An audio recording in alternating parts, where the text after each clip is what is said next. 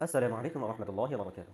সম্মানিত ভিউয়ার্স, আল্লাহ সুবহানাহু ওয়া তাআলার দরবারে শুকরিয়া জানাই। সুবহানাহু ওয়া তাআলা আমাদেরকে পবিত্র রমাদানুল মুবারক মাস দান করেছিলেন এবং সুন্দরভাবে আমাদের সিয়াম সাধনা করার তৌফিক দান করেছেন। আলহামদুলিল্লাহ। এবং রমাদানের পরের শাওয়াল মাসের প্রথম জুম্মা আজ।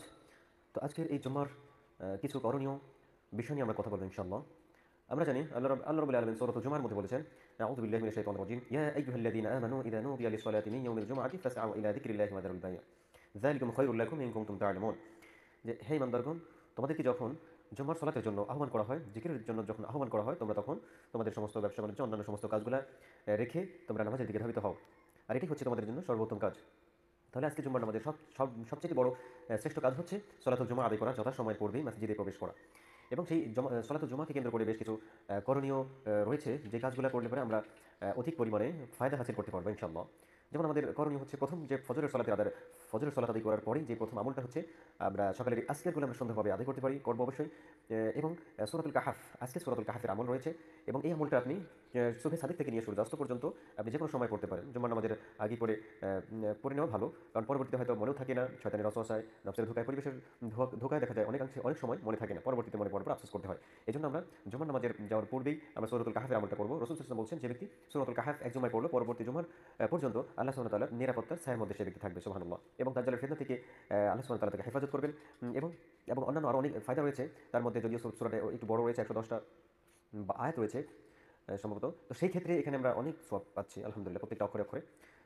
তো তাহলে সূরাতুল কাহফ আমল করার পরে আমরা যে আমলটা করব, আমাদের ব্যক্তিগত যে কাজগুলো রয়েছে সেগুলো আমরা করতে পারি। আমাদের এই যে গোঁফ কাটা, বগলে পশম, নাভি পশম, এগুলো কাটা, নখ কাটা, চারা কাটা আর কি। নিজেদের ব্যক্তিগত যে কাজগুলো রয়েছে, পরে পয় পরিষ্কার করা, নিজেদের ড্রেস সুন্দর ধৌত করা, এগুলো করা। এবং নামাজের পূর্বে আমরা সুন্দরভাবে গোসল করবো, সাবান দিয়ে শ্যাম্পু দিয়ে গোসল করবো। এবং আমাদের যে সবচেয়ে ভালো পোশাকটা রয়েছে, এই পোশাকটা পরবো। গোসলের সাথে সাথে আমরা যেটা সেরে নেবো এবং সুন্দরভাবে পোশাকটা পরে আমরা আমাদের যে সুগন্ধিটা রয়েছে, যেমন সেন্ট, আতরটাই আমরা ইউজ করবো। অ্যালকোহল ফ্রি যে পারফিউমগুলো রয়েছে সেগুলো আমরা ইউজ করতে পারি। এবং আমরা বাসা থেকে পায়ে হেঁটে মসজিদে আমরা সলাতুল জুমা আদায় করার জন্য আসবো এবং ছোটো ছোটো পায়ে আমরা আসবো। রাসূল সাল্লাল্লাহু আলাইহি ওয়াসাল্লাম বলেছেন, যে ব্যক্তি বাসা থেকে সুন্দরভাবে সলাতুল জুমা আদায়ের উদ্দেশ্যে ছোটো ছোটো কদমে মসজিদে আসবে, এরকম মসজিদে আসার পথে যতগুলো কদম পড়বে, প্রত্যেকটা কদমের বিনিময়ে এক এক বছরের নফল ইবাদতের সওয়াব আল্লাহ সুবহানাহু ওয়া তাআলা তার আমলনামায় দান করবেন। সুবহানাল্লাহ। তো এই আমলটা আমরা করতে পারবো ইনশাআল্লাহ। এবং যে ব্যক্তি জুমার দিনে প্রথমে শুরুর দিকে, অর্থাৎ প্রথমে যে ব্যক্তি মসজিদে প্রবেশ করবে এবং তার জন্য আল্লাহ সুবহানাহু ওয়া তাআলা একটা উট কুরবানি করলে আল্লাহর রাস্তায় যে সওয়াব হয়, সেই সওয়াব আল্লাহ তাআলা দান করবেন। পর্যায়ক্রমে গরু, দুম্বা, মুরগি, এমনকি একটা ডিমও আল্লাহ তাআলার রাস্তায় সদকা করার সওয়াব তার আমলনামায় দেওয়া হবে। এজন্য আমরা চেষ্টা করবো উট বা ঘোড়া, দুম্বা, এইগুলো আমরা কোরবানির সওয়াব, আমাদের তো মসজিদে যেতেই হবে, তো একটু আগে গেলে পরে আমরা এই ফায়দাটা পাচ্ছি ইনশাআল্লাহ। আল্লাহ তাআলা আমাদেরকে আমল করার তৌফিক দান করুন, আমিন। এবং আরেকটা কথা হচ্ছে, আল্লাহর ফেরেশতারা মসজিদের দরজায় লিস্ট করতে থাকে যে প্রথমে কে আসলো, প্রথম পর্যায়ে এরকম তাদের নামগুলো লিস্ট করে। তো আমরা এই লিস্টের কোন জায়গায় আমার নামটা বসাতে আমি পছন্দ করবো, সেটা আমরা নিজেরাই বুঝতে পারবো।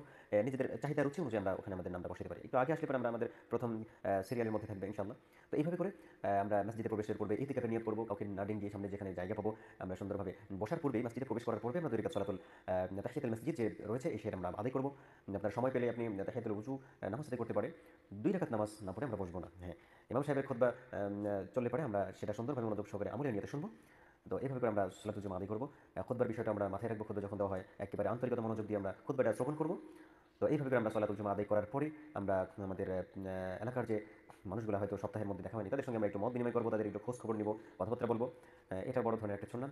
এবং আল্লাহ রাব্বুল আলামিন আজকের এই দিনে দোয়া কবুল করে থাকেন। এবং আমাদের সালফে সালেহিনগণ বলেছেন, সেই দোয়ার কবুলের সময়টা সম্ভাব্য একটা সময় তারা বলেছেন, সেটা হচ্ছে আসরের পর থেকে মাগরিব পর্যন্ত, এই সময়ের মধ্যে।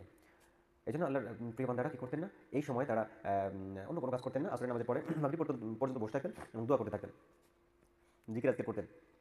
এবং আমরা আজকে বেশি বেশি দরুদ পাঠ করবো। আর ভুলে গেলে চলবে না, রমজান মাসে আমরা যেভাবে কোরআন তেলাওয়াত, জিকির আজকার, দরুদ এবং নামাজ, যে সৎ আমলগুলো নেই, আমলগুলো করতাম, এগুলো ইনশাআল্লাহ আমরা কন্টিনিউ করার চেষ্টা করবো। অবশ্যই আমাদের পথে বাধা রয়েছে, শয়তান তো এখন আমাদের রগে রগে ঘুরবে, কারণ সে এখন ফ্রি, সে এখন উন্মুক্ত। আমাদের নফস এখন উজ্জীবিত, সব মিলিয়ে অনেক কষ্টকর। আল্লাহ তাআলার হেফাজত, আল্লাহ তাআলার সাহায্য নিয়ে ইনশাআল্লাহ আমরা আমল করার চেষ্টা করবো। আল্লাহ তাআলা আমাদের সকলকে বিষয়গুলো আমল করার, বুঝে আমল করার তৌফিক দান করুন এবং অন্যের সঙ্গে এই ভালো কথাগুলো, ভালো আমলগুলো শেয়ার করে নিজেরা শুধু আমরা নিজেদের মধ্যে সীমাবদ্ধ না রেখে আমরা এই আমলগুলো ইনশাআল্লাহ ছড়িয়ে দেওয়ার চেষ্টা করবো। আল্লাহ তাআলা আমাদের তৌফিক দান করুন, আমিন। আসসালামু আলাইকুম ওয়া রাহমাতুল্লাহ।